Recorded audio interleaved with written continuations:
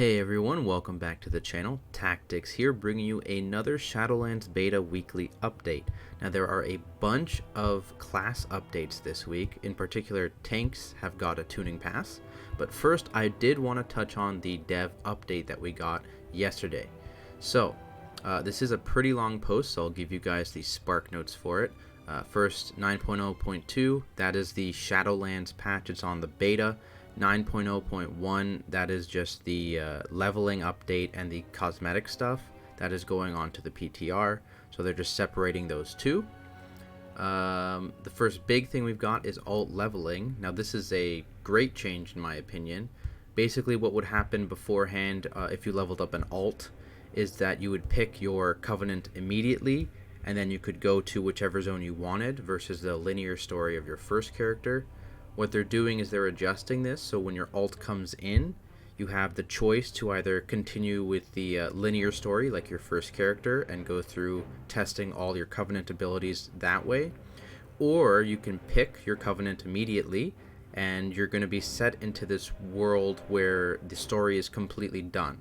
So you won't have the story quests, but what you will have are, down here, you see you'll have bonus objectives, zone-wide objectives, and then you'll still have access to the side quests. You just won't have access to the main story.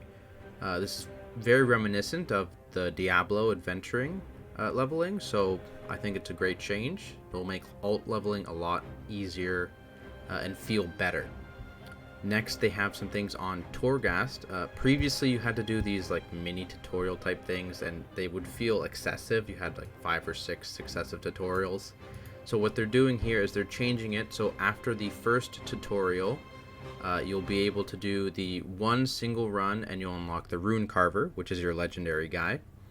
And from there, you'll be able to do the remaining kind of tutorial type things that they had throughout the 6 cell blocks. So you will still need to do 6 cell blocks to unlock the twisting corridors, which is a little annoying, but it's a few hours of work on each character to unlock the twisting corridors. And for those of you that don't know, down here the twisting corridors are like the challenge mode wing of Torghast, so you don't get any like legendary dust rewards. It's strictly cosmetic stuff like mounts, pets, toys, that kind of thing. And then we get to covenants. So essentially what they're saying here is they are not going to pull the ripcord, as it were. They are going to keep covenants as is, and they want to make sure they want to balance it as best they can, and they're committed to balancing it. Where I stand on this is I'm not exactly convinced. They don't have exactly a great track record when it comes to balancing systems like this, right? Look at Legendaries in Legion. You can look at Azerite in BFA as well as Corruption in BFA, right? So I'm skeptical. I'm hopeful. I hope they can do it, but they just haven't been able to do it in years past. And I'm not exactly convinced that they're going to be able to do it here. In particular, he references it right there. So granting access to one of these without the others would lead to an incomplete or confusing result. In short, pulling on that thread or cord, as it were, would unravel the entire fabric of the system. He does go on to say that they would embrace the work required to rebuild the system if they thought it would be an improvement, but they do not share that view. Yeah, little disappointed by that change personally, but I am hoping it works out. Next, they are talking about PvP itemization changes here. I personally am not a big PvPer, so I'm probably not the best person to talk about that, but I have seen positive feedback in regards to this change, so hopefully this is a good thing. Next, sockets. As I'm sure most of you know, Warforging and Titan Forging is gone, but they still had sockets as a random property, and they were looking at what exactly to do with that. So they've come up with this kind of in-between outcome here, where items can still randomly roll sockets, but you can add sockets to items via this vendor, which will be similar to the gouged eyes in 8.3. So you can now buy sockets. In addition to this, only helmets, rings, necks, bracers, and belts can have sockets now. So All the other item slots no longer can have sockets, only those 6 slots. I'm not unhappy with this change. I really like being able to earn sockets as well as randomly get them right. I think in a system like that has randomness, you need to have a way around it, and in this case, being able to grind out those sockets is a very good alternative.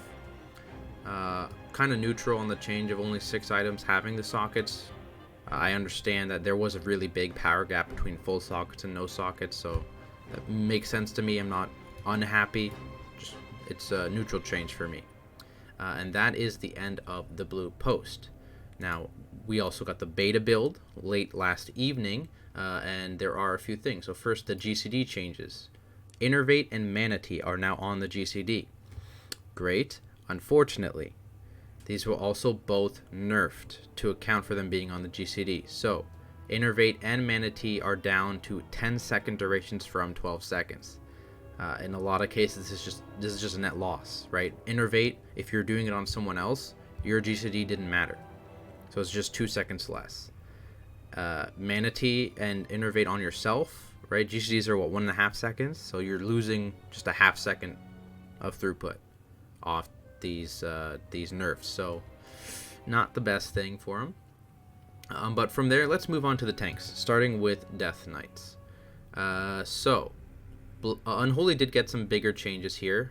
The goal was to reduce the setup and the cooldowns needed. So what they've done is Epidemic, which is their little AoE from their plagues blowing up around them. That's now baseline. Unholy Pact was moved to the level 45 tier, and Summon Gargoyle was taken away and moved to the level 50 tier. On top of this, Dark Transformation is gone. It's now just worked into Apocalypse, so it's one less button press. And the interaction between Death Coil is now with Apocalypse rather than Dark Transformation. For Blood, the only changes they got is Ossuary and Blood Tap have swapped places. So Blood Tap is no longer baseline, it's in the talent tree. Ossuary now is baseline. I think this is a good change. It is a net buff. I think Ossuary, pretty much every Blood DK would prefer Ossuary to Blood Tap. And now that row has a couple talents that are viable, rather than having to take Ossuary all the time. From there, let's go to Vengeance, who got a few nerfs. So, Fell Devastation.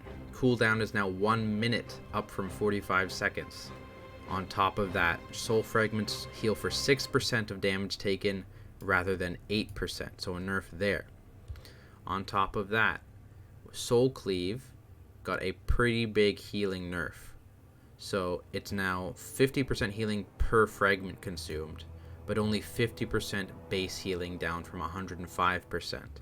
Alright, so you're going to be doing, with a max of 2 fragments, 150% attack power scaling healing instead of 175%. So that's about a 15% nerf there to the healing of Soul Cleave. On top of this, a couple talents got nerfed. Feast of Souls is down in healing, as well as Fell Demonic. You only have 6 seconds now instead of 8 seconds in your demon form once you Fell Devastate. So again, it's going to just enhance the kind of gaps in their mitigation that they have, which is going to be a bit scary as a Demon Hunter tank. Guardians. Big changes. Roar the Protector. No, that's just the PvP talents.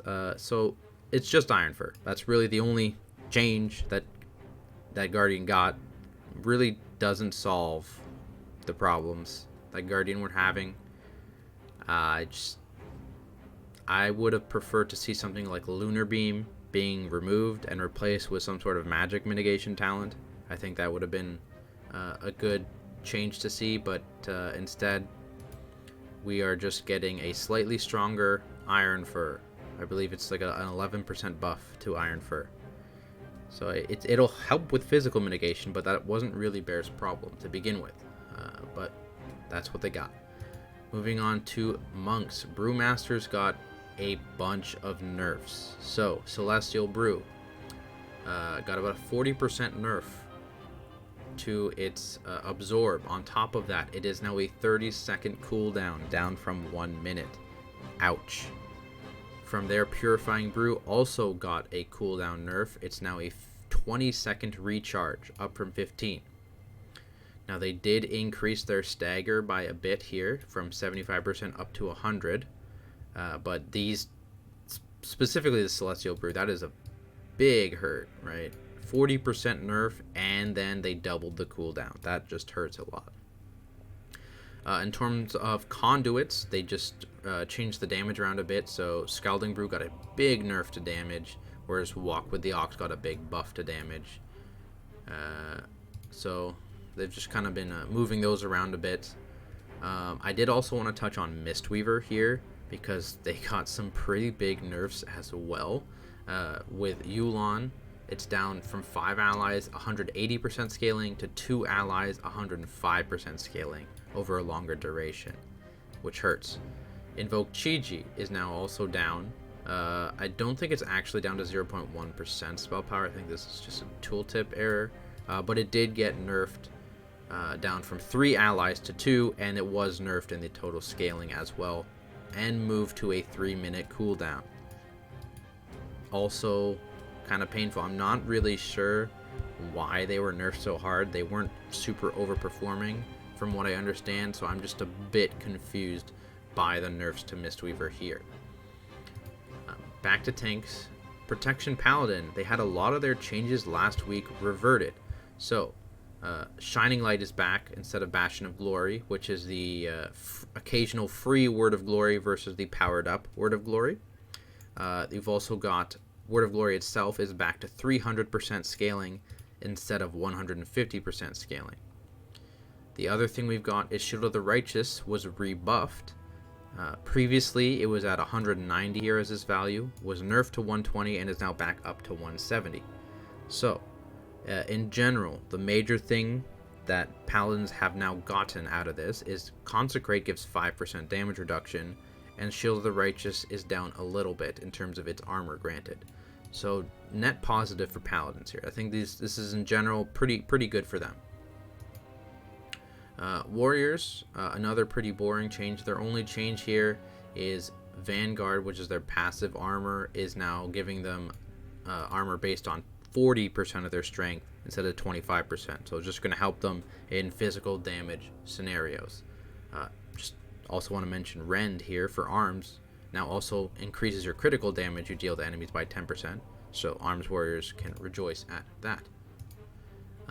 Another big class changes that went in were Elemental Shamans. So, Aftershock now also has Earthshock and Earthquake have a chance to refund all Maelstrom, so Earthquake gets added into that. Ascendance now has a on use, so as soon as you use it, you Lava Burst all enemies affected by your Flame Shock and refresh Flame Shock to 18 seconds. So this will allow you to have more Flame Shocks out during your Ascendance window, and then just gives you that instant little burst of damage to make it not feel so bad to press while on the GCD. Echoing Shock now reads that it causes your next direct, and no longer direct, just any damage or healing spell. And apparently the bugs around it have been fixed, so it can be used now. Elemental Blast now generates Maelstrom instead of previously it costed 30 Maelstrom. So that is a solid change. On top of this, Ice Fury now causes the buffed Frost Shocks to generate 8 Maelstrom.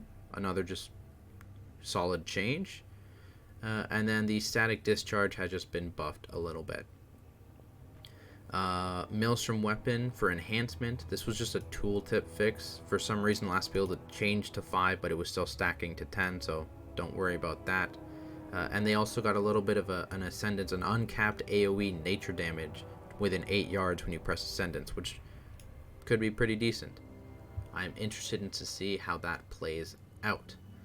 Moving on from class changes, we do have the Cosmetic Rewards for Torghast Twisting Corridors announced.